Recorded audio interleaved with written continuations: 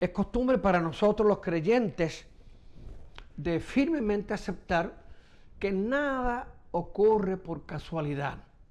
Cada quien en un contexto familiar, en una geografía particular, en una cultura que moldea quiénes somos, cómo somos, por qué somos como somos. Y si puedo compartir con ustedes la realidad de quién soy, cómo soy, por qué soy lo que soy, tendría pues sí que ir atrás. Yo siempre digo que nuestra vida es como manejando un automóvil. Uno siempre camina adelante, pero con la visión atrás. Y la riqueza de todos nosotros en términos de crecimiento personal, en términos de adultez, es nunca olvidar el origen de nuestra vida. Vivimos la vida hacia adelante, pero no podemos darnos el lujo de perder la visión de atrás. Yo soy Domingo Rodríguez, de nombre religioso, porque en mi pueblo de Cuamo, en el 8 de junio de 1939, me llamaron Hernaldo Antonio Rodríguez Zambrana. Hernaldo, pues yo nunca lo he usado porque es un nombre muy raro.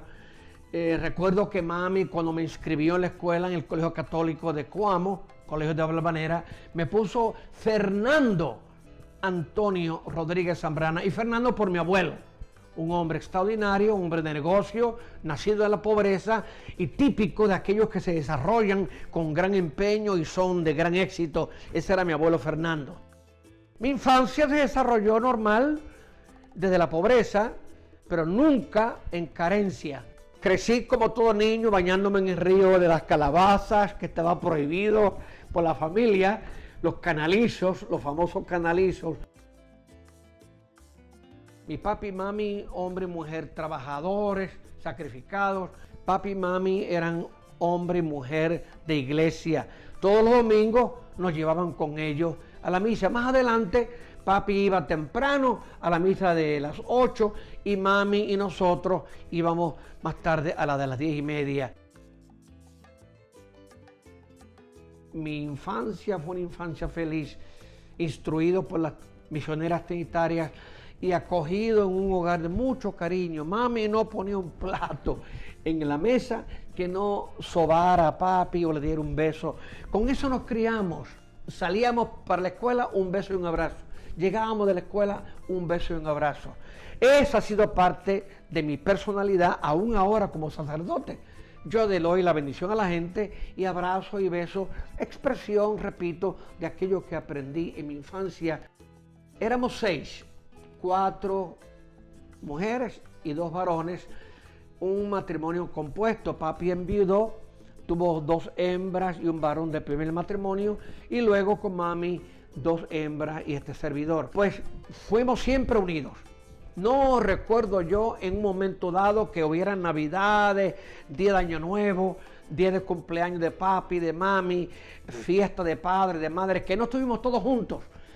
Interesante, y les comparto que yo pensé que eso era lo normal en todas las familias, hasta que fui párroco en Puerto Rico, en Santa Bernardita, en el 1972. Y en aquel momento me di cuenta que no todas las familias se reunían para Navidades, no todas las familias se reunían para festejar padres y madres. En ese momento de párroco fue que caí en cuenta qué bendecida fue mi vida. Que sí, que me crié con ese tipo de afecto, de cariño, de aceptación.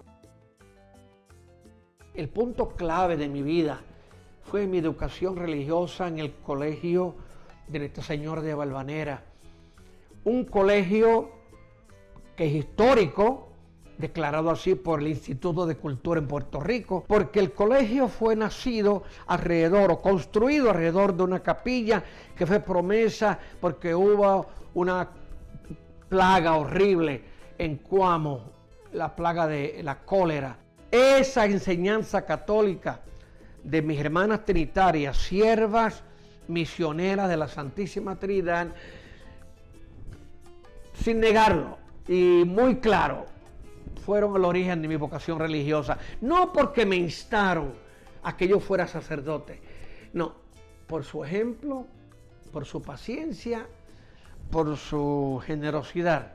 Sí recuerdo que antes de yo pensar en el sacerdocio, los niñitos que venían a vender chicle en el Teatro Hollywood de Cuamo me robaron el corazón por su pobreza.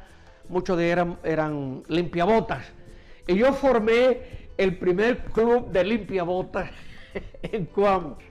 Desde mi año segundo de high, lo que llamamos sophomore, fue que empecé con la inquietud de vida sacerdotal. Y si me preguntan qué en específico, pues yo diría que fue el ejemplo de una monja muy querida, que paz descanse. Yo era travieso, yo era el payaso de la clase y me encantaba ser el centro de atención. Pero aquella pobre mujer, que Dios la cuide, siempre fue muy afectiva. Se molestaba mucho, pero con mucha paciencia. Como decimos, me conquistó. Desde ese momento yo empecé a ir a misa diaria, a eso de las 6 de la mañana. Las hermanitas, 14 de ellas, 12 de ellas, iban a misa diaria. Nunca me interrumpieron mi proceso preguntándome si yo quería ser sacerdote. No, yo respeté y ellas me respetaban, pero sí sabían que había una inquietud. Me gradué de 4 puntos, con honores, y todo el mundo pensando, pues este va para el seminario, pero nunca me preguntaban y yo nunca hablaba de eso. Fui a hablar con mi párroco ese año, al final de mi segundo año de high, y le dije que yo quería el seminario. Y me dijo que no, que yo no tenía vocación. Me dio coraje, pero acepté. Eso complicó mi vida porque la idea original de mi sacerdocio era que, a la par con el ejemplo de esta mujer santa, religiosa, cayó en mis manos un librito que se llamaba Ecos del Seminario, en Aybonito, un pueblo cercano a Cuamo. En ese librito estaba enumerado los pueblos de la isla que no tenían sacerdote. Y aquello me chocó. Cuando yo originalmente pensé en el sacerdocio, yo quería ser sacerdote para Puerto Rico, sin duda. Ahora, cuando el párroco me dijo que no, en el 1955, y yo esperé entonces hasta el 57, que fue mi graduación, se me complicó la vida porque estudié entonces la diferencia entre lo que es un sacerdote diocesano y lo que es un sacerdote que pertenece a una vida religiosa, a una congregación, como lo pertenezco yo según el símbolo de mi camisa, los siervos misioneros de la Santísima Trinidad. Quiero señalar ese punto en particular porque me creó grandes problemas. Yo quería ser sacerdote para Puerto Rico, sin embargo, si entraba a una congregación misionera, no iba a tener garantía de que iba a regresar a Puerto Rico. En la providencia de Dios, un señor, amigo mío, que también iba casado, que iba a misa diaria, yo le compartía mis inquietudes como joven al fin sobre mi vida vocacional. Cuando le compartí el conflicto que tiene en mi corazón de irme para Puerto Rico y regresar a Puerto Rico o no regresar a Puerto Rico, él me dijo, pues entra, a manera muy sabia, entra a una congregación que tenga misioneros en Puerto Rico, y así, aunque tú no estés sirviendo en Puerto Rico, tus hermanos lo estarán. Y aquello de veras me cayó muy bien, digo, para mí tuvo lógica, excepto que ya era septiembre, principio de septiembre, yo no había decidido todavía qué hacer. La principal del colegio de Valvanera, Sister Mary Pablo, que paz descanse, me habló en un momento dado, después de mi graduación, que yo podía tener una beca, estudios gratis en una universidad de Estados Unidos, así yo lo quería. Yo le dije que no, que yo tenía otros planes, que Dios tenía otros planes. Ese verano, yo todavía indeciso, ¿qué voy a hacer? ¿Qué voy a hacer? Sister Mary Paula regresó de su retiro espiritual en fines de agosto y me dijo, yo ofrecí mi retiro espiritual por ti, para que tú sepas decidir qué es lo que Dios quiere de ti. yo me sentí endeudado con las misioneras trinitarias, siervas misioneras. Y no me pregunten por qué, porque no tiene lógica, excepto que yo decidí entrar a los siervos misioneros de la Santísima Trinidad con su seminario preparatorio, oigan esto, en Alabama, que eso es indecible o indescribible. En el 1957, a los 18 años, así fue, entré al seminario en Alabama. El trauma lo llamo memoria herida. La memoria herida del choque de culturas, del desarraigo de mi tierra puertorriqueña, de mi inglés no tan perfecto, porque sí, todo el estudio de la high school era en inglés. Yo entendía, hablaba muy bien, pero se reían de mí, de mi acento tan marcado. Todo eso causó una herida profunda en mí que todavía, a mis 80 años que cumplo en unas semanas más, me siento nervioso, ansioso cada vez que tengo que predicar en inglés. Lo que quiero compartir, el punto es que yo anhelaba ser sacerdote en Puerto Rico y sin embargo opté por algo completamente diferente. Cuando yo entré en septiembre a los siervos misioneros de la Santísima Trinidad, lo que yo no sabía y Dios sabía era que mi congregación ya estaba haciendo gestiones para venir a Puerto Rico, asumir el cargo misionero de mi parroquia.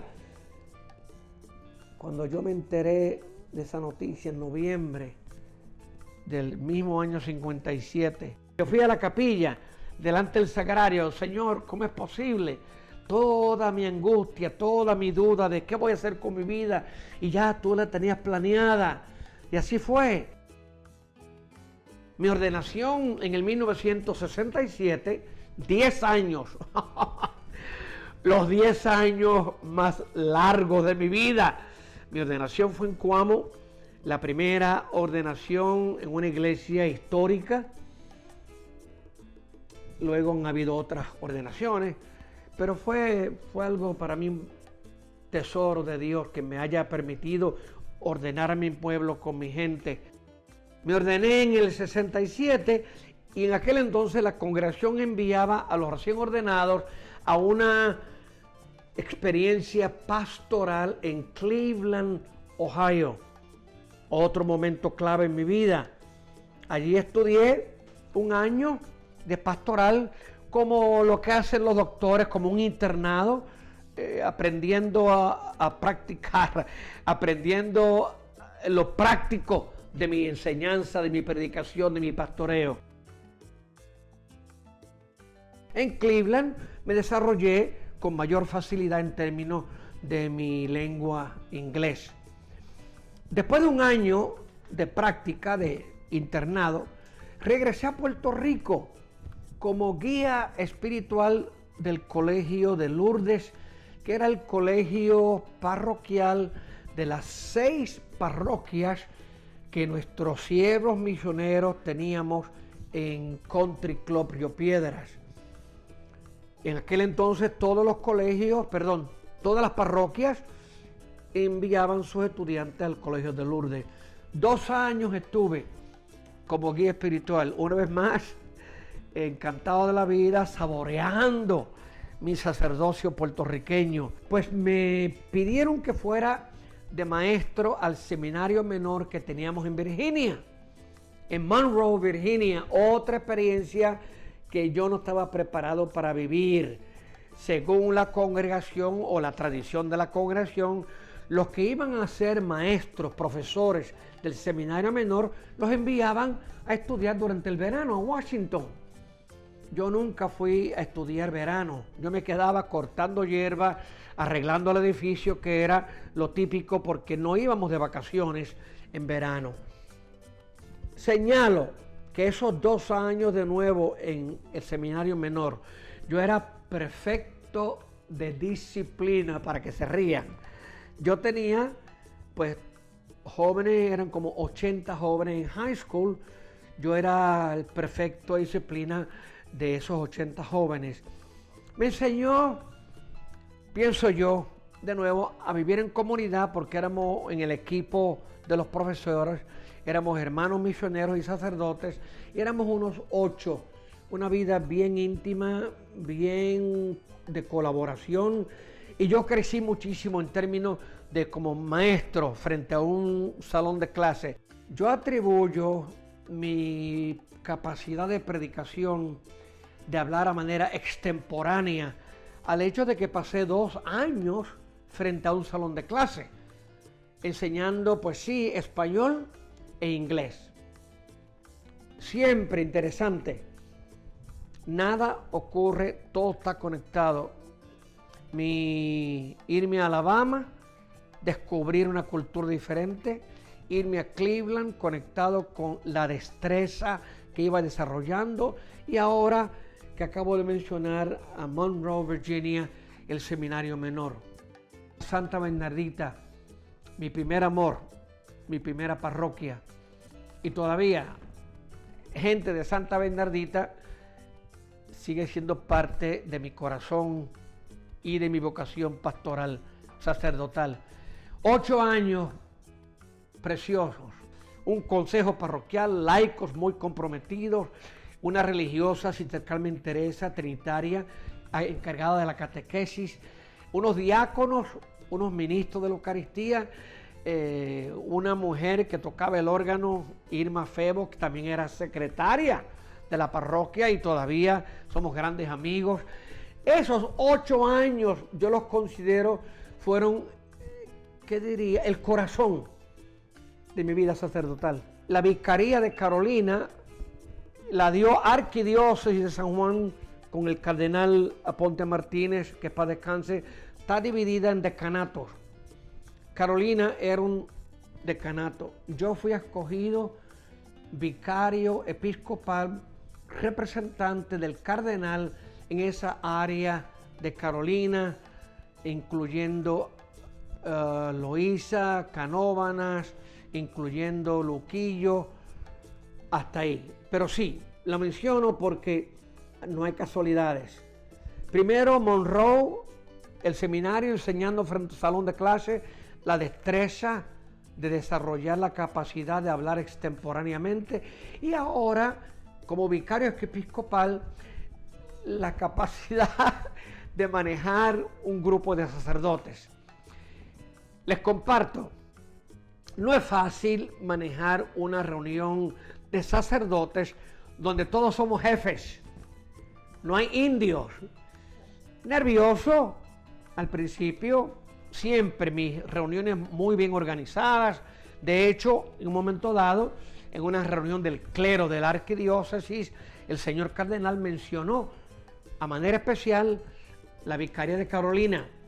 Nos reuníamos con regularidad, con una agenda y muy bien desarrollada. De nuevo, sin casualidades, otro momento de preparación en mi vida, cómo manejar sacerdotes, todo está previsto en la providencia de Dios.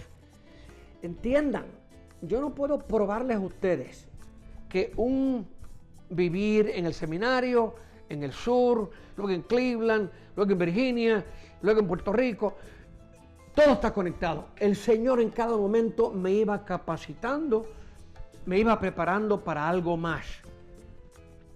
Llega el momento duro, difícil, pero como misionero al fin normal, de que mi congregación me pide que deje a Puerto Rico. Y todavía lloro cuando pienso en lo duro, difícil, aquella despedida que me hizo Santa Bernardita. El regalo que me hizo la parroquia fue un libro que yo no sabía. Era compilación de mis predicaciones, trozos de lo que yo escribía en un periodiquito parroquial, mis pensamientos. Lo titularon Huellas. Qué memorable. Pienso que el irme de Puerto Rico, y no fue fácil, me fui antes de tomar la decisión a Ibonito, a la Casa Manresa, a hacer un retiro de una semana para saber, Dios mío, ¿qué me estás pidiendo? Yo no quiero irme de Puerto Rico. Sin embargo, después de los ejercicios espirituales, no tenía otra opción que seguir la voluntad de Dios. Me fui para Cleveland otra vez, esta vez como copárroco de una parroquia en el 1980, totalmente hispana. Lo menciono como algo especial porque en el 80, mirando a manera retrospectiva, mirando atrás, fue todo el despertar de la presencia hispana en Estados Unidos. Yo llegué a un momento clave, cuando el pueblo hispano, por su número, por su necesidad espiritual, estaba reclamando a la iglesia que los atendieran. Entonces, el obispo de aquel entonces, el obispo Hickey, que luego fue cardenal de Washington, estableció una parroquia, San Juan Bautista, copárroco con otro hombre grandioso, el padre Vicente Pascualeto, que está todavía en Puerto Rico, trabajando en la diócesis de Humacao. Pero señalo que esa experiencia por segunda vez en Cleveland de copárroco me enseñó cómo manejar a nuestro pueblo emigrante.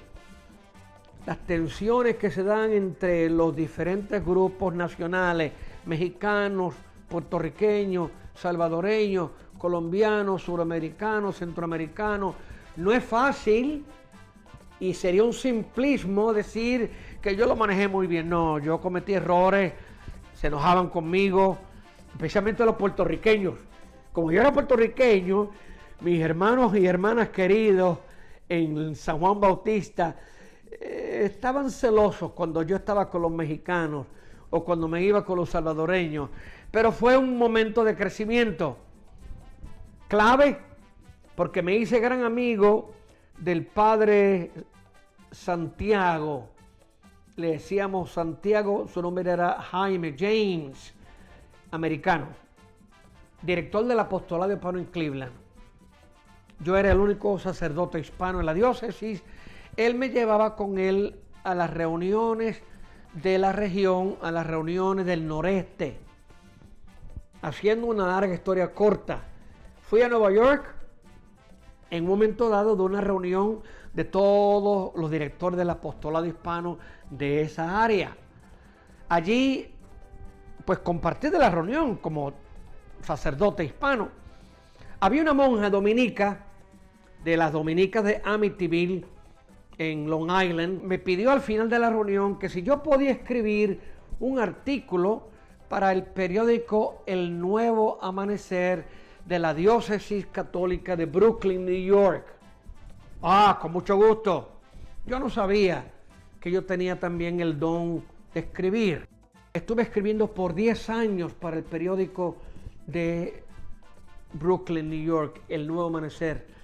La prensa católica me dio premio 3 años por primer premio en la mejor columna y en 2 otras ocasiones por la segunda mejor columna. No digo esto en jactancia, sino en que vean cómo la mano de Dios me va llevando. El tercer encuentro nacional hispano. La idea de los obispos era formar un equipo con un pastoralista, José Marins, sacerdote de Brasil, y formar un equipo local nacional. Los mexicanos, mayoría en Estados Unidos, eligieron a un sacerdote mexicoamericano, Jorge Crespín, de Oakland, California, a una cubana, María Gastón, de Miami, a Domingo Rodríguez, este servidor, representando el grupo puertorriqueño, y por la gracia de Dios formamos un equipo que fue lo que me llevó entonces a salir de la parroquia y a moverme por toda la nación preparando el tercer encuentro nacional. Los obispos norteamericanos en el 1983 que formaron este equipo preparando el encuentro, escribieron una carta pastoral titulada Presencia Hispana, Esperanza y Compromiso. Me río porque entonces yo me convertí en un experto en la carta pastoral de los obispos y empezaron a invitarme a dar conferencias en distintos lugares de la nación, pues preparando el tercer encuentro. Como la voluntad de Dios nadie la conoce excepto el abrirnos a ella, después del tercer encuentro que reunió 1.000.000 de hispanos en Washington, D.C., en el 1985, regresé a la parroquia. Me di cuenta, por lo que estaba ocurriendo, que los que fueron al encuentro, nacionalmente hablando, me empezaron a invitar a darle seguimiento al tercer encuentro. Yo me di cuenta, y lo digo muy a manera de gracia, la parroquia es como una esposa celosa con su párroco. Yo no estaba ahí y la parroquia se quejaba. Es que me invitaban a caminar por la nación dándole seguimiento entonces al tercer encuentro nacional. Una experiencia que me fascinó, conociendo grupos, como ya les dije, de toda Latinoamérica, pobres, con hambre de la palabra, con hambre de ser comunidad de fe. Y eso fue lo que me tocó. Me convertí, no me pregunten cómo, estudiando por mi cuenta documentos, aspectos de la cultura, consecuencias del desarraigo cuando te arrancan de raíces, particularidades del comportamiento del mexicano, del salvadoreño, del colombiano, del peruano. Todos somos diferentes. En aquel entonces, 1985, surgió el concepto de que somos como una ensalada, una olla de ensalada con distintos condimentos, con distintos vegetales. Ya no se usaba lo que se usó por muchos años, que nosotros éramos como en inglés, melting pot, como un crucible que derrite los elementos y los convierte en uno. Pues la verdad es que no. Nadie deja de ser mexicano, nadie deja de ser puertorriqueño, y la mejor analogía era, en vez de un melting pot, que cada uno pierde su identidad, no, mantenemos nuestra identidad y nos convertimos como una ensalada con sabor. Digo esto porque mi trabajo en el 86 era de reafirmar la identidad de cada pueblo y continuar fieles a la fe católica. Comparto lamentablemente que en el azote de una invasión hispana, la iglesia no tenía sacerdotes, no tenía religiosas, no tenía diáconos, no tenía el personal adecuado, los ministros adecuados para atender al pueblo. En aquel entonces, en 10 años, del 86 al 96, en 10 años, 2 millones de hispanoparlantes se fueron de la Iglesia Católica. Aquello con mayor pasión me motivó entonces a reconocer que yo no podía quedarme en la parroquia con trabajo pastoral y sirviendo a la comunidad nacional. Se complica de nuevo la vida. En el 1987, un año después de haber comenzado mi ministerio itinerante de predicador, de facilitador de talleres, la congregación me elige. Entiendan, las elecciones de una congregación religiosa es el momento clave en que por el Espíritu Santo se reúnen unos delegados, representantes de toda la congregación, y eligen entonces a sus líderes y determinan la política, la acción misionera de la congregación. Pues me eligieron primer consejero. Yo emocionalmente, psicológicamente no estaba preparado para trabajar a ese nivel de liderazgo en la congregación. En el 1991, los siervos misioneros de la Santísima Trinidad escogieron a este servidor, Domingo Rodríguez, como superior general de la congregación. En la historia de Estados Unidos, yo fui el primer hispano electo a una posición de liderazgo como general de una congregación norteamericana, de fundación norteamericana. ¿Cómo lo hice? Por la gracia de Dios. Sé y reconozco, mirando atrás, que sí, que tengo cualidades de liderazgo, soy muy disciplinado, muy organizado, tengo un sentir con el pueblo, en este caso con mis hermanos sacerdotes. Como superior general me toca ser pastor de mis hermanos sacerdotes y misioneros trinitarios, hermanos misioneros. Lo que es el obispo en la diócesis era yo para mi congregación, pero solamente por 4 años, del 91 al 95. En el 95 nos reunimos de nuevo, me reeligieron superior general, 5 años más, hasta el 1999. Nada ocurre a manera desconectada.